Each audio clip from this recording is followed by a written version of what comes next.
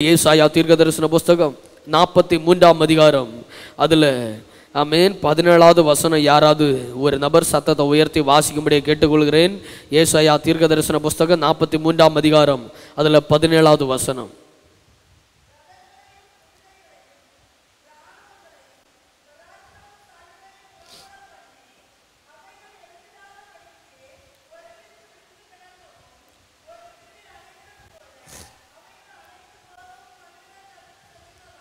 கரங்களை உயர்த்தி ஆமென் சொல்லுங்களேன்.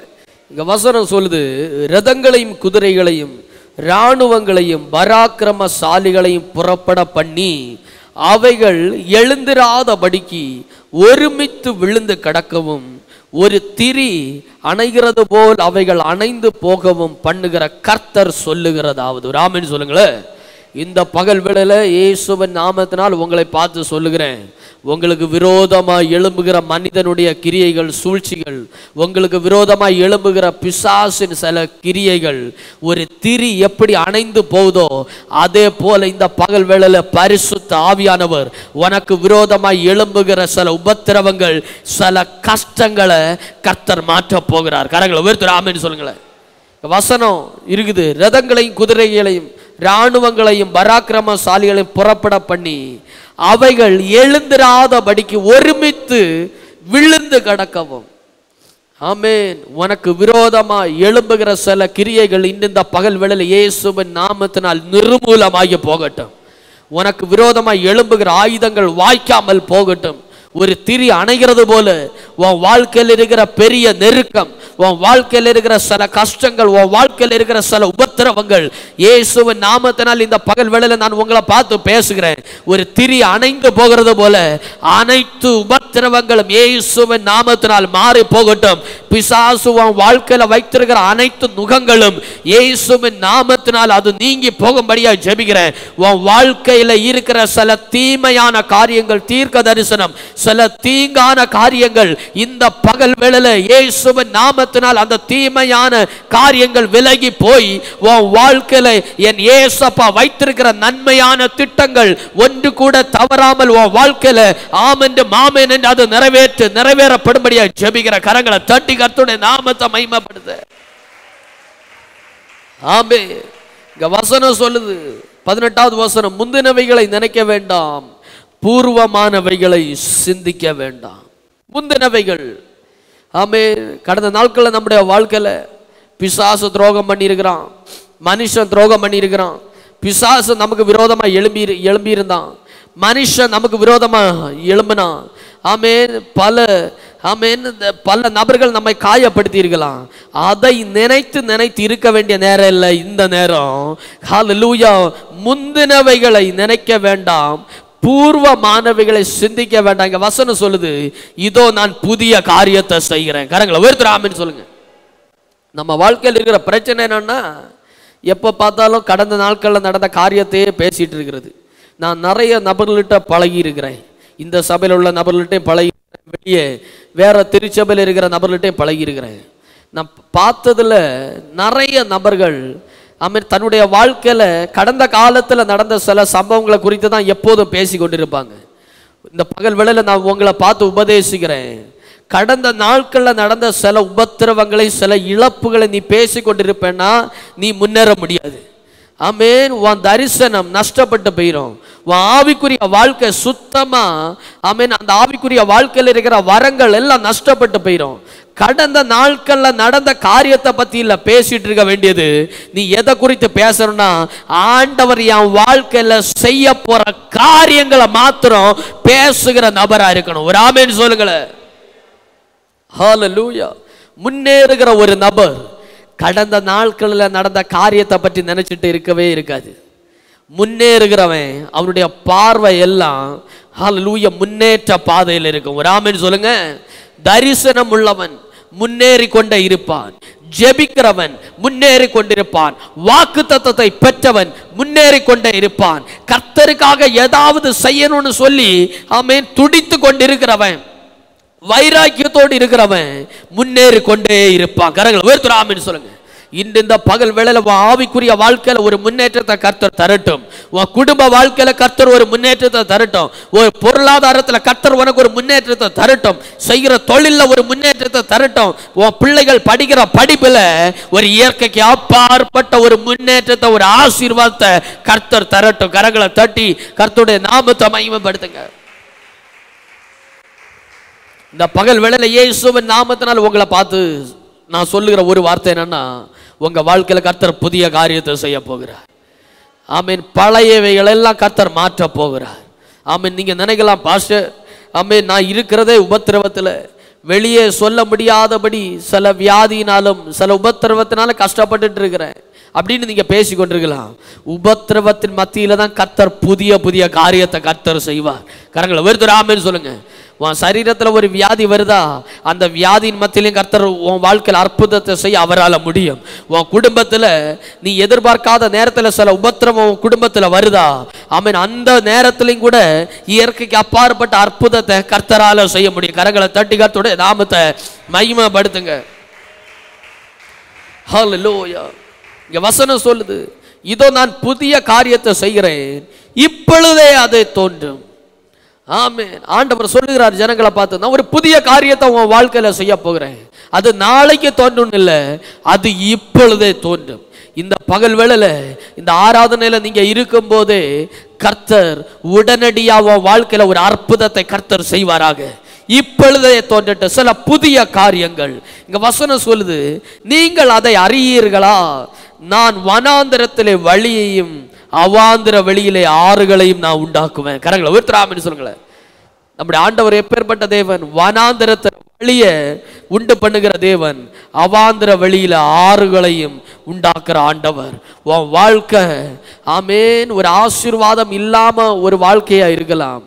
உன் வாழ்க்கை முழுவதும் வறட்சி நிறைந்த ஒரு சூழ்நிலையா இருக்கலாம். இந்த பகல் வேளையில கர்த்தர் ஒரு புதிய காரியத்தை செய்ய போகிறார். வாழ்க்கையில் இருக்கிற வறட்சியை கர்த்தர் மாற்றி ஒரு செழிப்பை கர்த்தர் உனக்கு தரப்போகிறார். உபத்திரம் நிறைந்த உன் வாழ்க்கையில கர்த்தர் ஒரு சமாதானத்தை கர்த்தர் தரப்போகிறார். தோல்வியோடு வாழ்ந்து கொண்டிருக்கிற உன் வாழ்க்கையில கர்த்தர் ஒரு ஜெயத்தை கர்த்தர் தரப்போகிறார். நம்புறவங்க கரங்களை தட்டி கர்த்தருடைய நாமத்தை மகிமைப்படுத்துங்க. தீமைகளை மாத்திர தீர்க்க தரிசனமா பேசுறேன். தீமைகளை மாத்திர அனுபவித்து கொண்டிருக்கிற உன் வாழ்க்கையில கர்த்தர் நன்மைகளை இந்த நிமிடத்திலிருந்து கர்த்தர் உன் வாழ்க்கையில நன்மைகளை ஆண்டவர் தரப்போகிறார். கர்த்தருடைய பிள்ளை ஒன்று நல்லா புரிந்து கொள்ளணும், நீ ஆராதிக்கிற ஆண்டவர் உன் வாழ்க்கையில தீமையை தருகிற ஆண்டவர் இல்ல, உன் வாழ்க்கையில நன்மையை தருகிற ஆண்டவர். சில சோதனை வரும், உண்மைதான். சில கஷ்டங்கள் வரும், உண்மை. ஆனால் அந்த சோதனையின் மத்தியிலையும் கஷ்டத்தின் மத்தியிலையும் கர்த்தர் ஆமென் நன்மையை செய்கிற ஒரு தேவனா இருக்கிறார். கரங்களை ஒருத்தர் ஆமென் சொல்லுங்க. சில நேரத்தில் நம்ம நினைக்கிறது என்னன்னா, தீமை வந்த உடனே ஆமென் ஹல்லேலூயா ஆண்டவர் ஏன் இந்த தீமையை அனுபவிச்சாரு, ஆமென் அனுப்பி விட்டார் அப்படின்னு நம்ம எதிர்கேள்வி கேட்கிறோம்.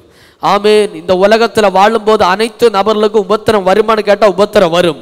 ஆனால் வேதத்தை நம்பி வாழ்கிறவனுடைய வாழ்க்கையில வருகிற அனைத்து உபத்திரவங்களும் அது நன்மையாக தான் மாறும். கரங்களை ஒருத்தர் ஆமென் சொல்லுங்க. குடும்பத்தில் ஒரு மரணம் வந்தாலும் ஒரு இழப்பு வந்தாலும் அதுவும் நன்மை தான். கரங்களை ஒருத்தர் ஆமென் சொல்லுங்க. சில நபர்களை கர்த்தர் பாதி வயதிலே கர்த்தர் எடுப்பார், சில நபர்களை முதிர் வயதில கர்த்தர் எடுப்பார். ஆமென். ஏன் எடுக்கிறாருன்னு தெரியுமா? ஆண்டவருக்கு தெரியும். அந்த நபர் அந்த குடும்பத்தில் இருந்தாலும் இந்த உலகத்தில் வாழ்ந்தாலும் இனி அநேக துன்பங்கள் வரும், அந்த நபரால் தாங்க முடியாது. அதனால ஆண்டவர் ஏற்ற வேளையில ஒவ்வொரு நபரையும் அவர் குறித்த காலத்தில் அவர் பரலோகத்துக்கு எடுக்கிறார். கரங்களை ஒருத்தர் ஆமென் சொல்லுங்க. இதை நான் ஏன் பேசுறேன்னா, பொதுவாக கிறிஸ்தவர்களுக்கு எப்படின்னா மரணம் வரக்கூடாதுன்னு விரும்புகிற ஆட்கள். ஆமென் ஹல்லேலூயா. பிசாசு கொண்டு வருகிற மரண கட்டுகளை கர்த்தர் உடைப்பார். ஆனா உங்களுக்கு எனக்கு ஆண்டவர் ஒரு டேட்டை வைத்திருப்பார். அந்த டேட்டை எவராலும் மாற்ற முடியாது. ஆமென். அந்த டேட் அது ஒரு நன்மையான ஒரு டேட்டு தான். கரங்களை ஒருத்தர் ஆமென் சொல்லுங்களேன். உலகத்தில் இருக்கும்போது உபத்திரவம், ஆனா பரலோகத்தில் அந்த உபத்திரவம் இல்லை. உலகத்துல போட்டி பொறாமை இருக்கும், பரலோகத்துல போட்டி பொறாமை இல்லை. உலகத்துல இருக்கும்போது பசி பட்டினி இருக்கும், பரலோகத்துல அங்க பசி பட்டினி இல்ல. ஒரு ஆமேன் சொல்லுங்க. ஆமேன். இந்த உலகத்துல எப்ப பார்த்தாலும் துன்பம் தான் இருக்கும், ஆனா பரலோகத்துல துன்பம் இருக்காது. ஆமேன். 24/7 எப்பவுமே என் நேரமும் பரலோகத்துல ஆனந்த மகிழ்ச்சி அங்க வெளிப்படும். கரங்களை தட்டி கர்த்தருடைய நாமத்தை மகிமைப்படுது. இதெல்லாம் ஏன் பேசுறேன்னா, ஆமென், ஹல்லேலூயா, சில குடும்பங்களில் திடீர்னு மரணம் நடக்கும்போது நம்ம கேள்வி கேட்குறோம் இல்லை, ஏன் ஆண்டவர் இந்த நேரத்தில் அந்த நபரை எடுத்தீர்? ஒரு நபரை ஆண்டவர் எடுக்கிறாருன்னா அதுவும் நன்மைக்கு. கரங்களை உயர்த்தி ஒரு ஆமென் சொல்லுங்க. ஆனால் உங்களை பார்த்து சொல்கிறேன், பிசாசு ஒருபோதும் ஜீவனை எடுக்கக்கூடாது. அது அழிவு, அது நரகம். ஆமென். ஆவிக்குரிய நபர்கள் இதில் ரொம்ப கேர்ஃபுல்லாக இருக்கணும். ஆமென். ஒரு வியாதி வந்தாலும் ஒரு கஷ்டம் வந்தாலும் நீங்கள் ஆண்டவரை பார்த்து சொல்லணும், ஆண்டவரே, ஆமென், பிசாசு ஒருபோதும் என் பிராணனை தொடக்கூடாது, அவனுக்கு அதிகாரம் இல்லை. ஆமென். யோபுவை பிசாசு சோதித்தான், ஆண்டவரும் ஆமென் சோதனைக்கு ஆமென் அவனை அனுமதிச்சார். ஆனால் பிசாசை பார்த்து ஆண்டவர் சொன்ன வார்த்தை தான், அவன் ஜீவனை தொடுகிறது பிசாச உனக்கு அதிகாரம் இல்லை. கரெக்ட், ஒருத்தர் ஆமென் சொல்லுங்க. ஏன்னா சரீரத்தை விட ஜீவன் விலையேறப்பட்டது, உள்ள இருக்கிற ஆத்துமா விலையேறப்பட்டது. இந்த பகல் வேளையில உங்க ஆத்துமாவை தொடுகிற அந்த பிசாசின் வல்லமை இயேசுவின் நாமத்தினால வெளியேறட்டும்.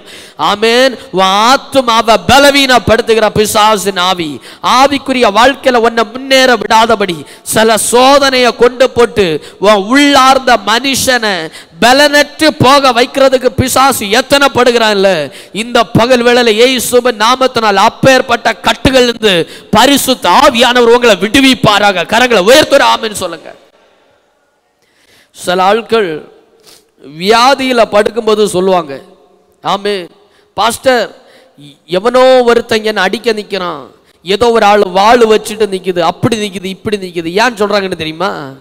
அவங்க ஜீவன் அந்த நேரத்தில் கண்ட்ரோல் பண்றது யாருன்னா ஆண்டவர் அல்ல, பிசாசு. ஏன் பிசாசு ஆமென் அவங்க ஜீவனை கண்ட்ரோல் பண்றான்? இவங்க பிசாசுக்கு இடத்தை கொடுத்ததுனால. கரங்களை உயர்த்துற ஆமென் சொல்லுங்க. நீ பிசாசுக்கு இடத்தை கொடுத்தா பிசாசு உன் வாழ்க்கையில வந்து குடியிருந்து உன்னை முழுவதுமாய் அவனுக்கு ஒரு அடிமையாக மாற்றுவான். ஆனா அதுக்கு பதிலாக நீ ஆவியானவருக்கு கீழ்பட்டா, ஆவியானவர் உனக்குள்ள வந்து உலாவும் போது தீமையான காரியங்கள் விலகி போகும். உலகத்திலிருந்து வருகிற சில சோதனைகளை பார்த்து நீ பயப்பட மாட்ட. ஏன்னா உனக்குள்ள இருக்கிற ஆவியானவர் பயத்தின் ஆவிய தருகிற ஆவியானவர் அல்ல, தைரியத்தின் ஆவிய தருகிற ஒரு ஆவியானவர். ஒரு ஆமென் சொல்லுங்க. ஆவியானவர் உனக்குள்ள இருக்கும்போது பிசாசின் கிரியைகள் உன்னை பார்த்த உடனே அது பயந்து போகும். ஒரு ஆமென் சொல்லுங்க. ஆமென். பரிசுத்த ஆவியானவரால் நீ பலனடையும் போது எப்பேற்பட்ட நுகங்கள் உன் கழுத்தின் மேல இருந்தாலும், ஆமென் சரீரத்தில் பிசாசுடைய நுகங்கள் இருந்தாலும், நீ ஆவியில பலன் அடைய அடைய அந்த நுகங்கள் அந்த கட்டுகள் தானாகவே அது உடைக்கப்படும். கரங்களை தட்டி கர்த்தருடைய நாமத்தை மகிமைப்படுத்து. ஆமென். ஆவிக்குரிய வாழ்க்கையில ஒரு புதிய காரியம் தோன்றட்டும். ஆமென். உன் குடும்பத்தில் கர்த்தர் ஒரு புதிய அதிசயத்தை கர்த்தர் செய்வாராக. இங்க வசனம் சொல்லுது, நான் வனாந்திரத்தில் வழியையும் அவாந்திர வழியில ஆறுகளை உண்டாக்குவேன். என் ஆண்டவர் வழி இல்லாத இடத்துல வழியை உண்டாக்குற ஆண்டவர். ஒரு ஆமென் சொல்லுங்க. நீங்க எந்த காரியத்துல அற்புதம் நடக்காதுன்னு நீங்க நினைக்கிறீங்களோ அந்த காரியத்துல அற்புதத்தை செய்து முடிக்கிற ஒரு நல்ல தெய்வத்தை தான் நீங்கள் நான் ஆராதித்து கொண்டிருக்கிறோம். ஒரு ஆமென் சொல்லுங்க.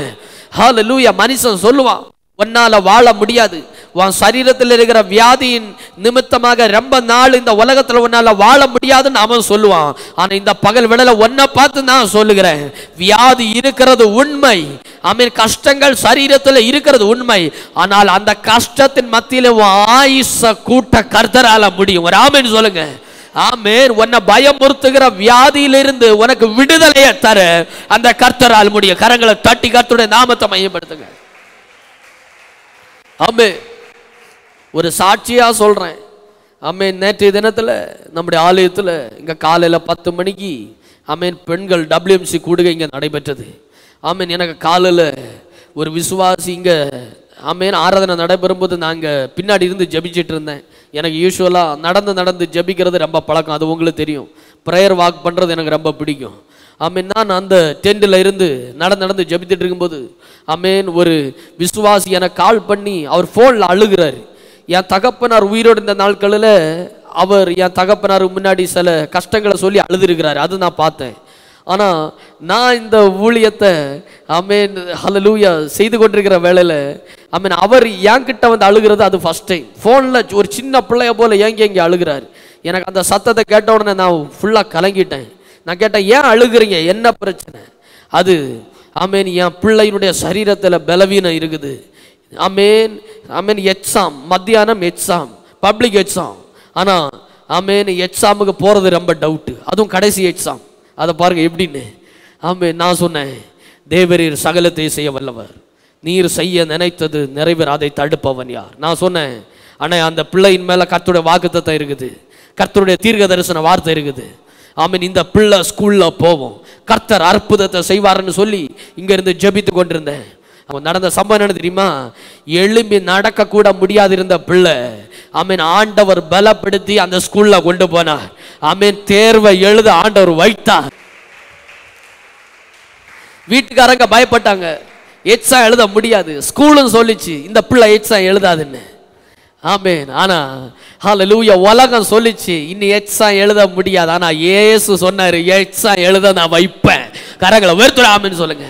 என் ஆண்டவர் அசாத்தியங்களை சாத்தியமாக்குற ஆண்டவர். நீ சொல்லலாம் என் வாழ்க்கையில கடன் மாறாதுன்னு, கடனை மாற்ற அவர் வல்லமை உள்ள ஆண்டவர். நீ சொல்லலாம் என் பிள்ளைக்கு வாழ்க்கை இல்லை, நான் உயிரோடு இருக்க வரை இந்த பிள்ளை இப்படிதான் இருக்கும், திருந்தாம தான் இருக்கும். இல்ல, உன் பிள்ளைய திருத்த கர்த்தரால முடியும். ஒரு ஆமென் சொல்லுங்க. உன் சூழ்நிலையை முற்றிலுமாக மாற்ற என் ஆண்டவரால முடியும். உன் வாழ்க்கையை இந்த பகல் வேளையில் ஆவியானவர் கண்ட்ரோல் பண்ணட்டும். அதற்கு உன் வாழ்க்கை ஆவியானுடைய கரத்துல ஒப்புக்கொடு. கரங்களை உயர்த்துற ஆமென் சொல்லுங்க. ஆமென். அடிக்கடி இந்த சபையில நான் சொல்லியிருக்கிறேன் இந்த வசனத்தை, அபிஷேகம் நுகத்தை முறியடிக்கும்.